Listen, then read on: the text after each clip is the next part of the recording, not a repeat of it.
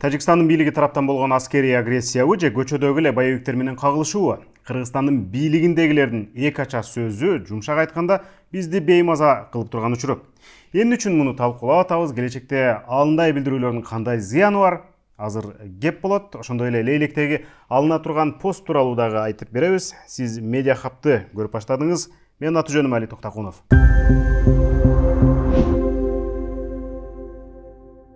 Тажикстан бүт чегара боюнча чабуулун баштагандан тартып эле кандай курал-жарак колдонгону, канчалык интенсивдүү чабуул койгону улам кабарланып турду. Интернетке тараган сүрөт, видеолор анык далил болду. НАСАнын онлайн картасы аркылуу кыргыз иликтөөчү журналисттери Кыргызстандын территориясын бузуп кирип, кол салганын бат эле аныктап коюшту. Албетте, космостук байкоо эч бирибизге тууган эмес. Тажикке дагы, кыргызга дагы тартпайт эмеспи?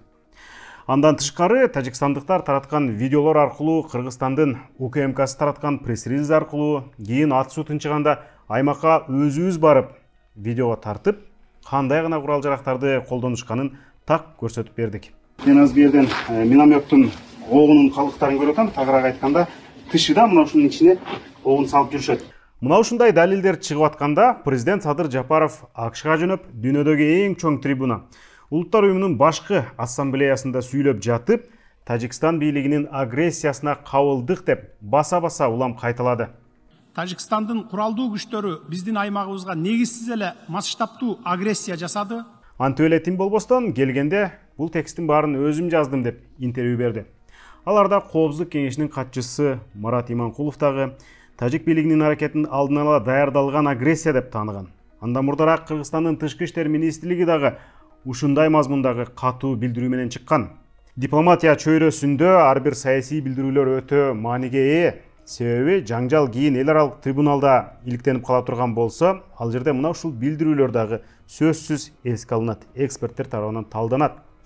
Ошол эле учурда Тажикстан менен 42-чи протоколго кол койгондон кийин УКМК башчысы Камчыбек Ташиевдин билдирүүлөрү таптакыр башкача чыкты. Мы считаем, что мы не воевали, то есть мы не защищались или не конфликтовали с регулярными армией или там погранслужбой. Мы конфликтовали с какими-то чужими людьми, чужими гражданскими людьми, как их можно назвать, пока я не знаю, может боевика можно назвать, так? Которые очень жестоко относились к нашим пограничникам, а с нашей стороны в этом конфликте принимали участие только наши пограничники. Камчыбек Ташиевди Кыргызстанда эмес, чет жакта дагы бийликтин эки тизгин бир жыл бұрын кармап турган реалдуу адам катары таанышат. Ушул нерсени улай эле бир нерсени так айта кетиш керек. Тажикстан тараптан кол салгандардын арасында аскер формачан эмес, кадимки жарандык кийимчен адамдар дагы бар. Ошол эле учурда тажик бийлик органдарынын кишилери, керек болсо башчылары дагы бар. Кыргызстандык иликтөөчү журналисттер интернетке тараган видеолорду тыкыр анализдеп отуруп, кээ бир куралчан адамдарды аныктаган. Мисалы, бул Ворукта жашаган Гафур Жураевдин тобу. Медиа Хаб бул топ Аксайдагы үйлөрдү, мектепти өрттөгөнүн таап чыгышты. Ал эми политклиникадагы кесиптештерибиз генерал Шох Искандаровдун тобунун катышуусун аныкташты.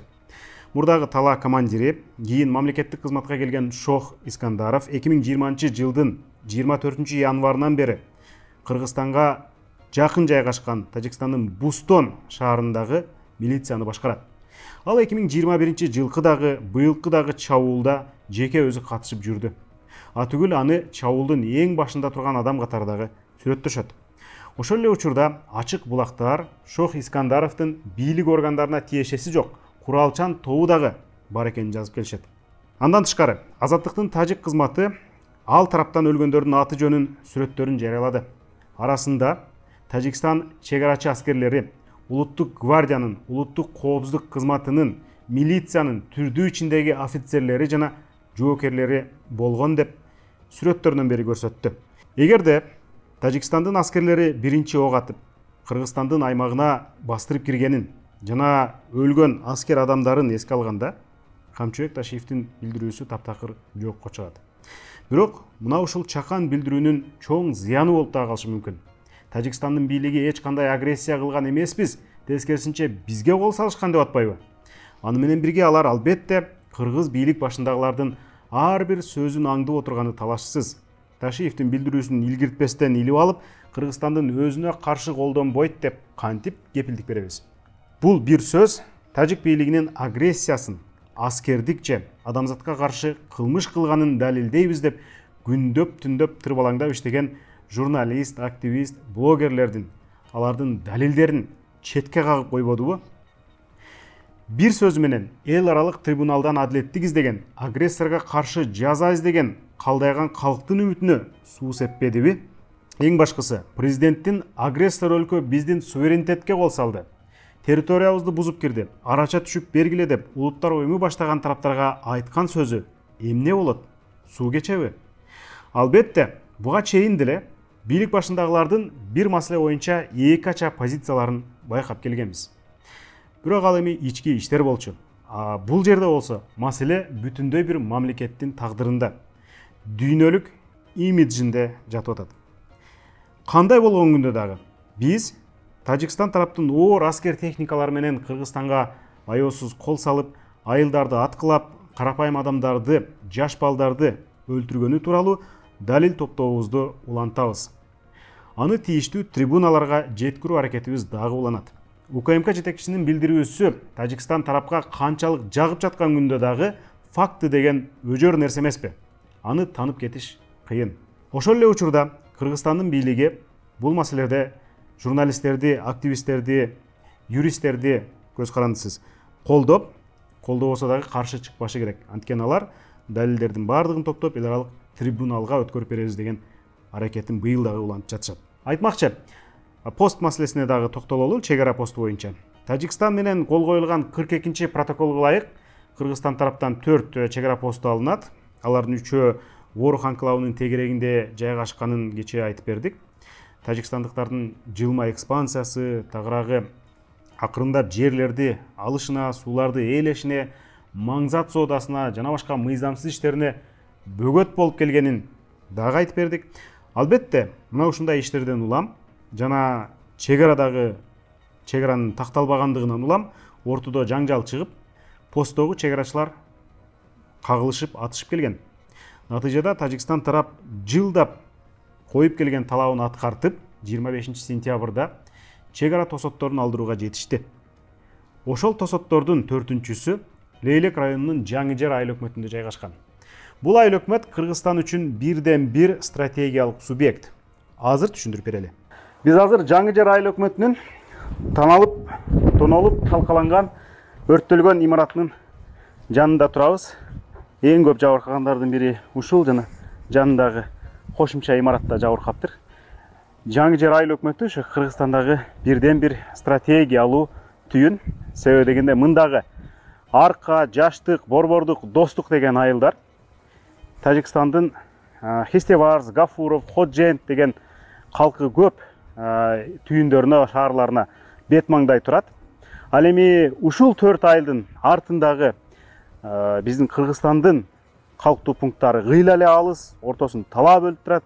Мындан ары Разаков шаарына 2 саат, Баткен шаарына андан дагы узак убакыт. Ошон үчүн бул жерге адамдарды кармап туруу өтө маанилүү. Себеби дегенде Жаңы-Жер айыл өкмөтүндө жашоочулар суюлуп кете турган болсо, сейилдеп кете турган болсо, анда бул жактагы 100 миңдеген тажикстандыктар үчүн бет маңдайында эбегейсиз чоң кургак бош талаалар ачылат. Мына ошол чоң талаа жер алдындагы мунай жана газ байлыгы көптөгөн жылдардан бери эле тажикстандыктарды кызыктырып келген. Анткени караңыз, Ходженттин калкы 1 миллиондон ашат жана интенсивдүү көбөйүп баратат. Кашында кайрак кум суу сактагычы бар. Аларга бөгөт болуп бир гана жалпы 15 миң калктуу 4 айылыбыз турат. Мына ошол үчүн бул айылдардын үйлөрүн аткырап, өрттөп, тоноп, натыйжада көчө качууга аргасыз кылуу аракети дешет айылдыктар. Ал аракет тилекке каршы жемишин берип жаткандай. Мына согуштан кийин уже аз бардыгы ишет кетет. Может 500 кетип калышы. Биз айтарбыз биз. Срочно кармап калыш керек. Мамлекет кызыктар болуш керек болгон үчүн. Ошол жерге мамлекет кармап алыш үчүн. бүт эмес керек. Элди карабаса эртең эл көчө бет ким карайт? Мындай шартта жергиликтүүлөр постторду алуунун ордуна тескерисинче көзөмөлдү күчөтүүнү талап кылышууда. Алына турган Катта Туз заставасына жакын жерде Кыргызстан үчүн маанилүү бир ресурс Кыргыз нефтегаздын газ жана мунай скважиналары бар. Бул жайды 2013 жылга чейин Тажикстан иштетип келип, ошол жылы гана Кыргызстан өз колуна алган экен. Албетте, бул кендер коңшу жайгашкан тажик айылдарын кызыктырып келгени талашсыз эмеспи? Ал жерде жакын турган айылдыктарды коруп турган Катта Туз чек ара заставасынын мааниси мына ушунда. Сиз медиа катты көрдүңүз, чек арадагы маселелер боюнча жана анын айланасындагы билдирүүлөр боюнча түшүндүрүп айтып бергенге аракет кылдым. Менин аты жөнүм Али Токтакунов. Сиз медиа катты көрдүңүз. Биздин каналга жазылыңыз. Дагы мына ушундай видеолор, талдоолор, иликтөөлөр, жаңылыктар чыгып турат. Саламатта калыңыз.